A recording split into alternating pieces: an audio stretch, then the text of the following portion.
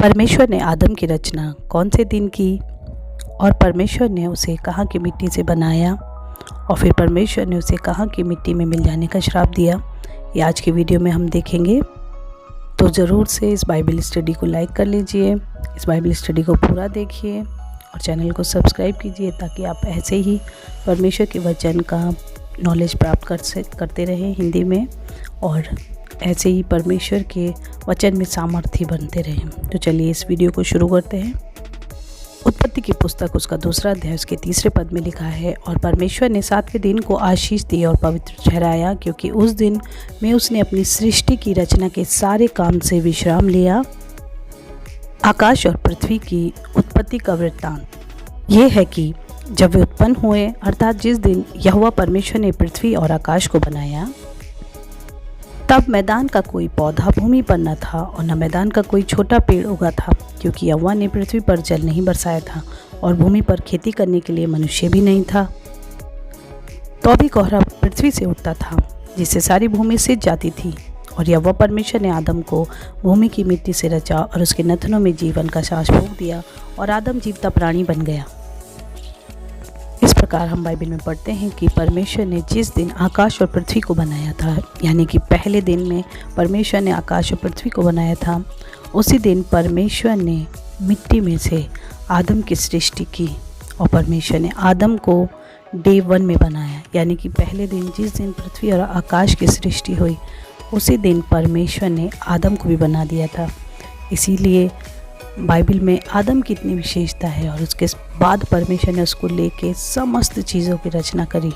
और जैसे हम देखते हैं यरूशलेम की स्टडी में कि यरूशलेम की कौन सी जगह पे परमेश्वर ने आदम को खड़ा करके सृष्टि की रचना की थी, डोम ऑफ द रॉक जहाँ पर है, उसी जगह पर यहीं के पत्थर पर रखकर परमेश्वर ने आदम की रचना की थी, मिट्टी से बनाया था, यहीं पर की मिट्टी से उसे ले करके बनाया था।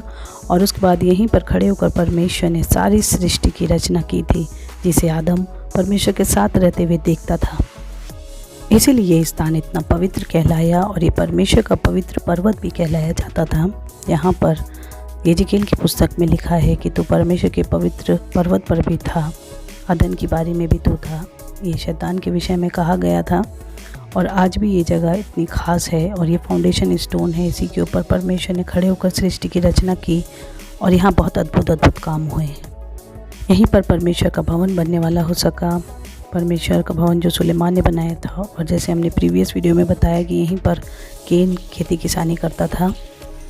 और परमेश्वर ने जब आदम को बनाया तो उसे अपने पुत्र के स्वरूप में, अपने स्वरूप, अपनी समानता में सृजा और उसको अपने साथ रखा। और उसके बाद उसने अदन की वाटिका की सृष्टि की, जो लिखा है, और यहोवा ने पूर्व में अदन की ओर एक अदन देश में एक वाटिका लगाई, और वहाँ आदम को जिसे उसने रचा था रख दिया। इसका मतलब जब परमेश्वर ने आदम को रचा था तब अदन की वाटिका का उसने निर्माण नहीं किया था। अदन एक देश था, और उस देश के पूर्व में उसने एक वाटिका को लगाया था। और परमेश्वर ने जब अदन की वाटिका का निर्माण किया तब आदम इस सारी चीज़ों को देख रहा था, और उसके बाद परमेश्वर ने उसको अदन की वाटिका में रख दिया और सब कुछ आदम के बाद बनाया। और यहोवा परमेश्वर ने भूमि के सब भांति के वृक्ष जो देखने में मनोहर और जिनके फल खाने में अच्छे थे उगाए, और वाटिका के बीच में जीवन के वृक्ष को और भले बुरे के ज्ञान के वृक्ष को भी लगाया। जैसे हम देखते हैं कि परमेश्वर ने सब अच्छे फलों वाले पेड़ों को अदन की वाटिका में लगाया था। तब यहोवा परमेश्वर ने आदम को लेकर अदन की वाटिका में रख दिया कि वह उसमें काम करे और उसकी रक्षा करे। तब यहोवा परमेश्वर ने आदम को यह आज्ञा दी कि तू वाटिका के सब वृक्षों का फल बिना खटके खा सकता है, पर भले या बुरे के ज्ञान का वृक्ष है उसका फल तो कभी ना खाना, क्योंकि जिस दिन तू उसका फल खाए उसी दिन अवश्य मर जाएगा। बहुत से लोग सोचते हैं कि आदम तो उस समय नहीं मरा, 930 वर्ष की आयु होने के बाद मरा, किंतु मैं आपको बता दूं परमेश्वर के यहाँ एक दिन 1000 दिन के बराबर होता है।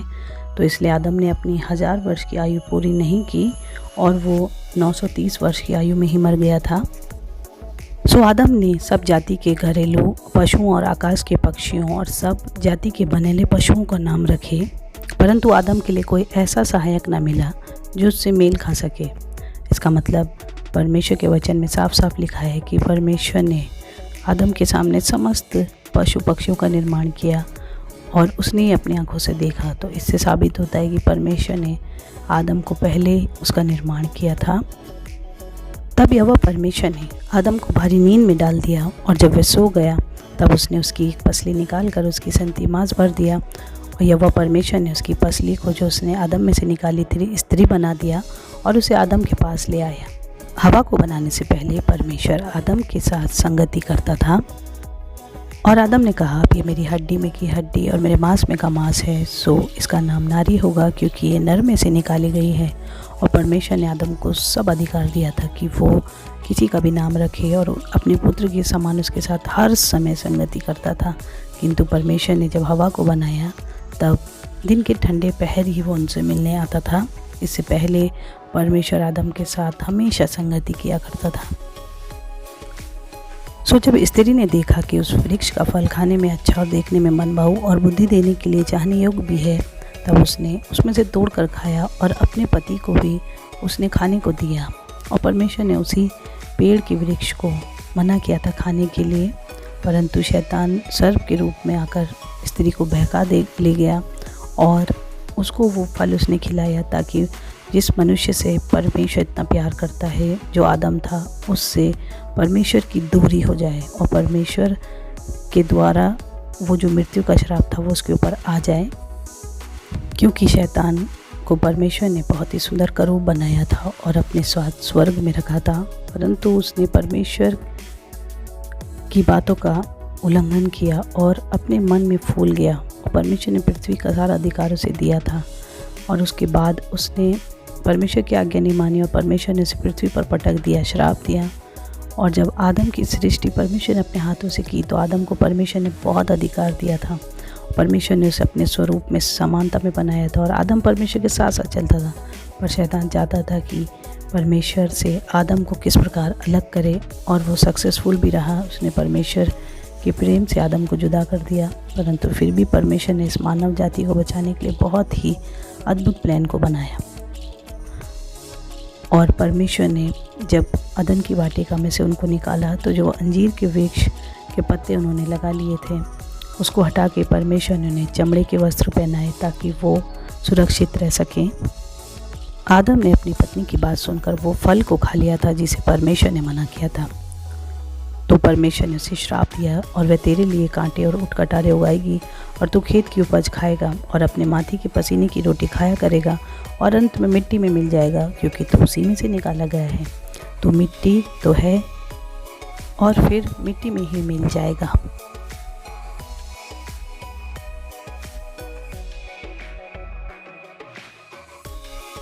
और फिर परमेश्वर ने, जो आदम के कारण भूमि को श्राप मिला था, फिर वो श्राप इस पूरी पृथ्वी पर आया और वह मृत्यु का श्राप भी पूरी पृथ्वी पर आया, जो परमेश्वर की आज्ञा न मानकर आदम ने की थी। और परमेश्वर ने अदन में उसके लिए भरपूरी डिलाइट को रखा था, खुशी को रखा था, और परमेश्वर ने फिर उसे वहाँ से निकाल दिया और करूब को नियुक्त कर दिया ज्वाला में तलवार लेकर, ताकि आदम उस पर प्रवेश न कर सके, क्योंकि परमेश्वर ने उसे अपने पुत्र के समान सारा अधिकार दिया था और परमेश्वर उसको प्रेम करता था, उससे संगति करता था।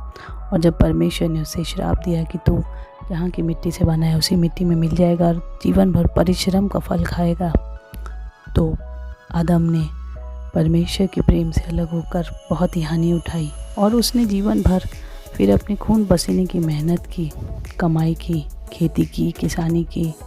और उसके बाद वो जब अपने पुत्र को उसने जन्म दिया, केन को, तो केन ने भी उसी जगह में परमेश्वर के लिए खेतीबाड़ी की, उसी पर्वत पर, और वो अदन में नहीं जा सकते थे और उसी जगह पर वो खेती किसानी करते थे जहाँ पर परमेश्वर ने, जहाँ की मिट्टी से उनका निर्माण किया था आदम का। और जीवन भर वो अपने पसीने की कमाई खाता रहा, क्योंकि उसने परमेश्वर की आज्ञा का उल्लंघन किया था। और उसके बाद मैं आपको बता दूं कि जब आदम की मृत्यु हुई तो आदम उसी मिट्टी में मिलाया गया जहाँ से वो बना है, जो यरूशलेम की एरिया है।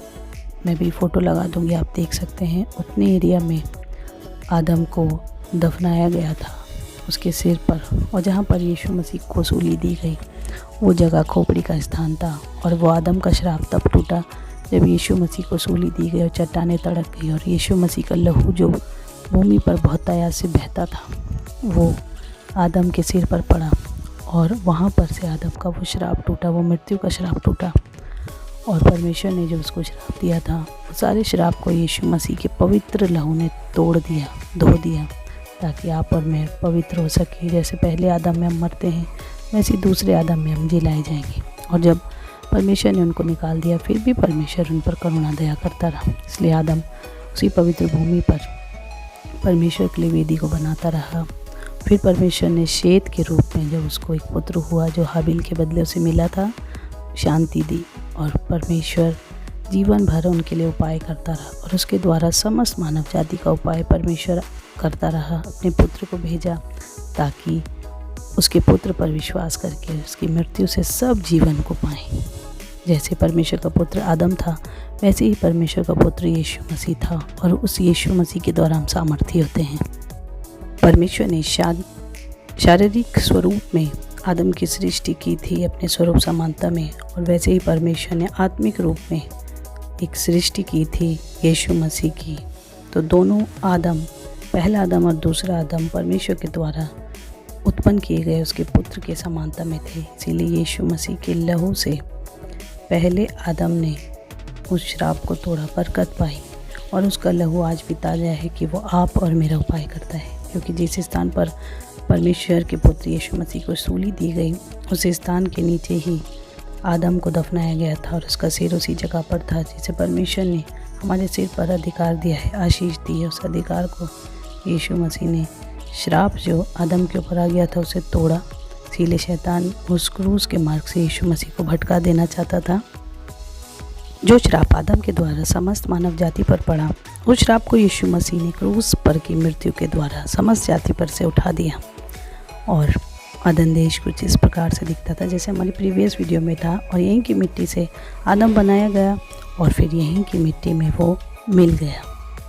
इसीलिए बाइबल में मृत्यु के उपयोग में ये कहा जाता है कि वो अपने पुरखाओं के संग सो गया। जो भी धर्मी पुरुष मरता था वो अपने पुरखाओं के संग सो जाता था। अर्थात इस मिट्टी पर बहुत से धर्मी पुरुष दफन हुए हैं।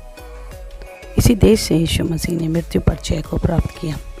यीशु मसीह के लहू की जय हो जो आज भी जीवता है। वो आपको और मुझको आज भी ताजगी से, नए जीवन से भर देता है। वो परमेश्वर का पवित्र लहू ताज़ा है।